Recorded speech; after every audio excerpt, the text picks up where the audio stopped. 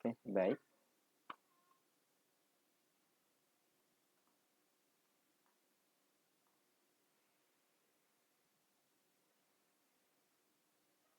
Oke, bismillah. Assalamualaikum warahmatullahi wabarakatuh. Sebelum saya mempresentasikan materi tugas saya, izinkan saya untuk memperkenalkan diri terlebih dahulu. Nama saya Muhammad Abdul Aziz Maksum Mahfuz dari kelas 08 TPLE 011. Baik, selanjutnya ini adalah materi presentasi yang akan mau saya bawakan, yaitu audio dan agent. Nah, presentasi kali ini saya buat untuk menyelesaikan tugas pada matkul interaksi manusia dengan komputer. Nah, yang pertama di sini kita akan membahas tentang audio. Audio itu apa sih dan juga ada banyak perbedaannya. Nanti saya akan jelaskan. Oke, baik. Audio dalam sistem komunikasi bercirikan dengan suara seperti yang ada di video, sinyal elektronik untuk membawa unsur bunyi. Istilah ini juga biasa digunakan untuk menerangkan sistem-sistem yang berkaitan dengan proses perekaman dan transisi, yaitu sistem pengambilan atau penangkapan suara, sambungan transmisi, pembawa bunyi.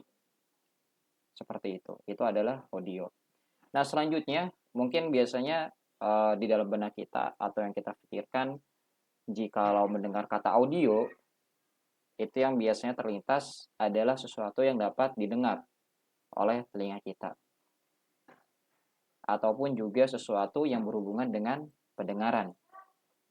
Nah, eh, komunikasi bisa dilakukan dengan beberapa cara.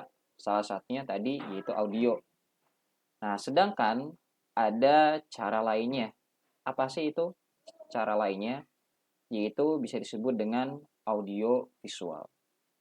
Nah, misalnya contoh ya audio visual yaitu pemberian informasi melalui televisi, terus juga di YouTube seperti halnya mungkin tutorial yang biasa kita uh, putar di YouTube, dan juga medsos termasuk juga Instagram, Facebook, Pinterest, Twitter, dan juga lainnya.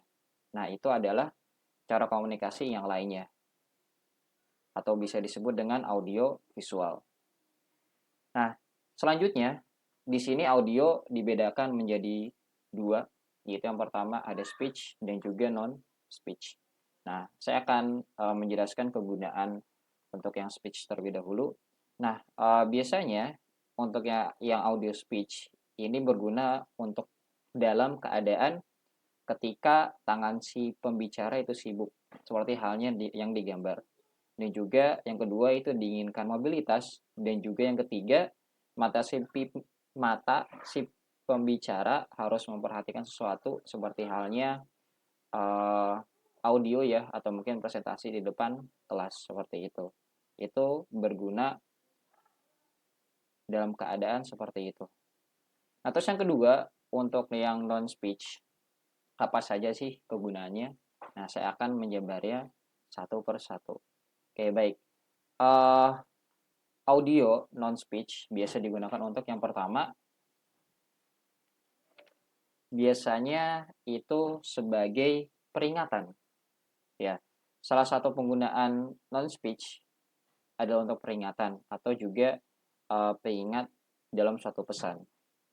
Nah, uh, contohnya contohnya yang biasa kita temui ya dalam kehidupan sehari-hari yaitu ketika baterai HP kita tinggal sedikit.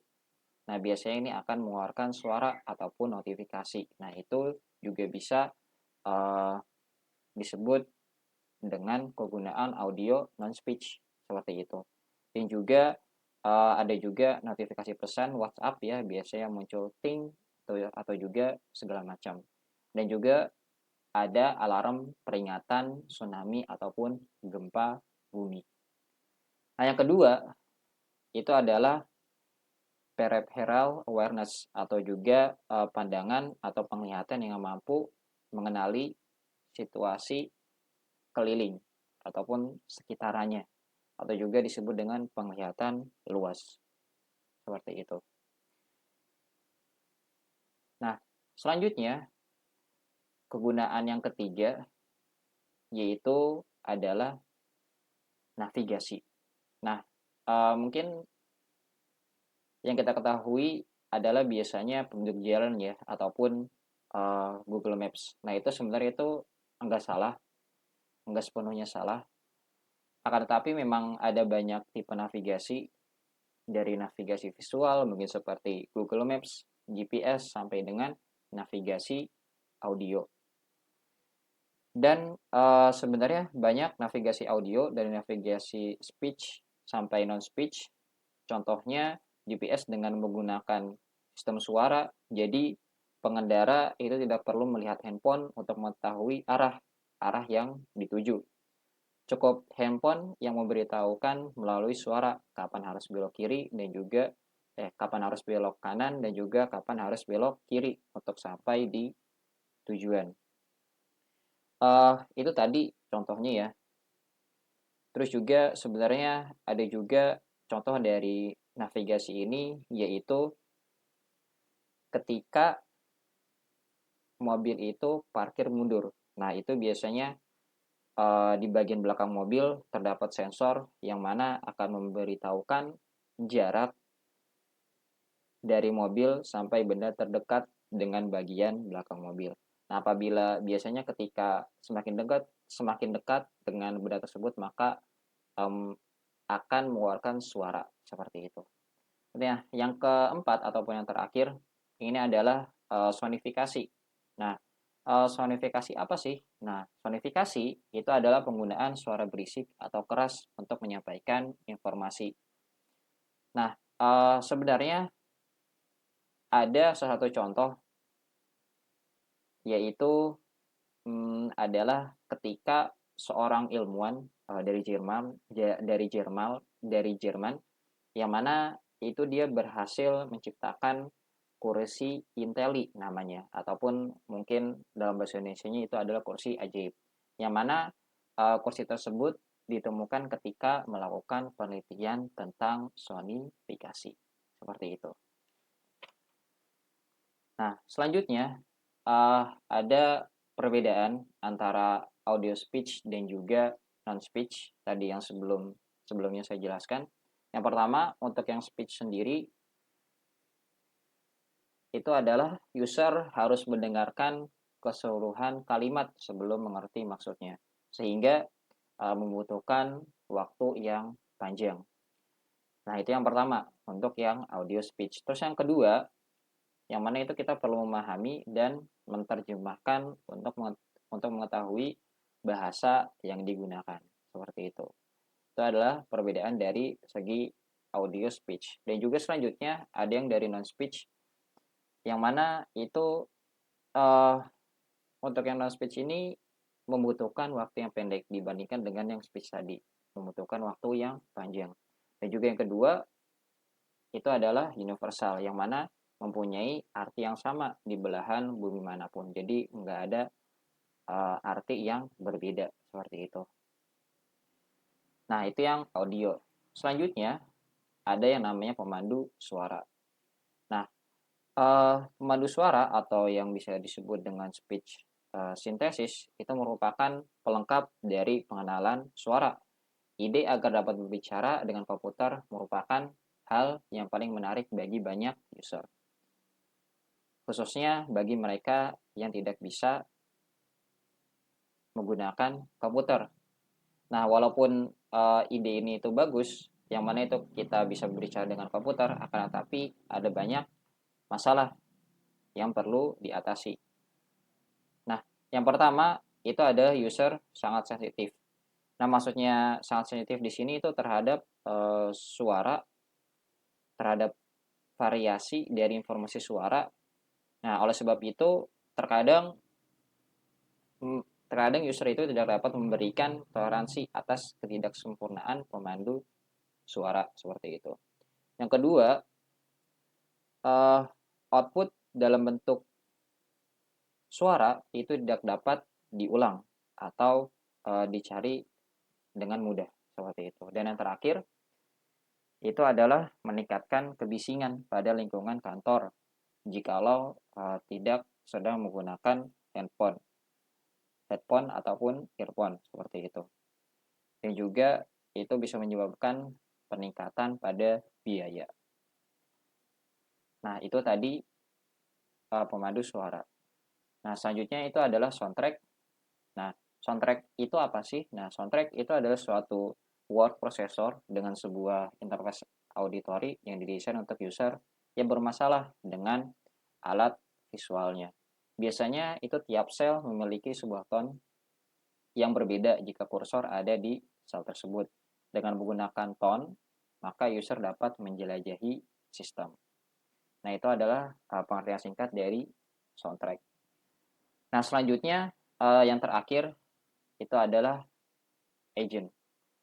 Nah, di sini agent mungkin yang terlintas di pikiran kita yaitu seorang mata-mata ataupun intel seperti itu. Akan tetapi di sini pengertian dari agent adalah segala sesuatu yang dapat kita lihat, mengartikan, mengetahui lingkungannya melalui alat sensor dan bertindak atau acting melalui alat aktuator. Nah, mungkin contohnya jikalau di dalam manusia itu biasa ada mata, hidung, dan juga indera peraba yang lainnya. Jikalau contoh dari software itu ada ketika kita menekan keyboard seperti itu ataupun juga membuat file dan juga mengakses internet.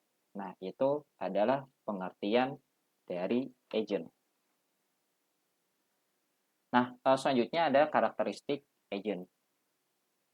Nah, yang pertama itu ada autonomi, yang mana agent dapat melakukan tugas secara mandiri dan tidak dipengaruhi secara langsung oleh user. Nah, agent lain ataupun oleh lingkungan seperti itu. Yang mana untuk mencapai tujuan dalam melakukan tugasnya secara mandiri. Nah, itu karakteristik yang pertama. Terus yang kedua ada intelligence, reasoning, dan learning. Yang mana setiap agent itu harus mempunyai standar minimum untuk bisa disebut agent, yaitu intelligence. Dalam konsep intelligence sendiri, ada 3 komponen yang harus dimiliki oleh seorang agent. Yang pertama, itu ada knowledge base. Terus yang kedua, ada kemampuan reasoning berdasarkan knowledge base yang dimiliki. Dan yang terakhir, itu adalah kemampuan learning untuk beradaptasi dalam perubahan lingkungan. Dan yang terakhir, itu ada mobility dan stationary. Nah, khusus untuk mobile agent, dia harus memiliki kemampuan yang merupakan karakteristik tertinggi yang dia miliki, yaitu mobilitas. Berkebalikan dari hal tersebut, dari hal mobilitas tadi, stationary agent, bagaimanapun juga keduanya tetap harus memiliki kemampuan untuk mengirim pesan dan berkomunikasi dengan agent yang lain. Nah, sebenarnya ada sekitar 7 karakteristik agent, akan tetapi saya hanya membahas 3 saja agar videonya tidak terlalu panjang seperti itu. Dan yang terakhir itu ada tipe-tipe agent. Yang pertama itu ada goal based, yang mana tujuan-tujuan tertentu dapat dicapai dengan cara-cara yang berbeda. Yang kedua ada utility based, yang mana agent membutuhkan tujuan untuk mengetahui situasi mana yang diharapkan. Akan menjadi sulit ketika urutan yang panjang dari tindakan atau action dibutuhkan untuk mencari tujuan. Dan yang ketiga itu adalah learning. Nah, semua program-program agent terdahulu mendeskripsikan metode untuk memilih tindakan ataupun action. Nah, mungkin itu saja penjelasan saya mengenai audio dan agent. Sekian, terima kasih sudah memperhatikan. Terima kasih banyak. Wassalamualaikum warahmatullahi wabarakatuh.